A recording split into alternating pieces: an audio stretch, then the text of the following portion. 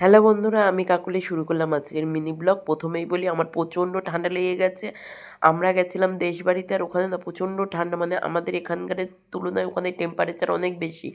আর এই যে দেখছো বারাসাত জংশন স্টেশন, এখানে না সারাদিন বাজার হয়, যেহেতু স্টেশন এলাকা।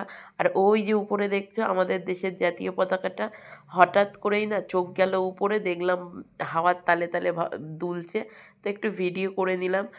আর এখানে আমাদের স্টেশনে দিয়ে গেছে দেওর, গাড়ি ঠিক করে দিয়েছিল, সেই গাড়িতে করে এসেছি। প্রায় 45 মিনিট আমরা গাড়িতে জার্নি করে এসে এখন বারাসাত স্টেশনে ঢুকছি।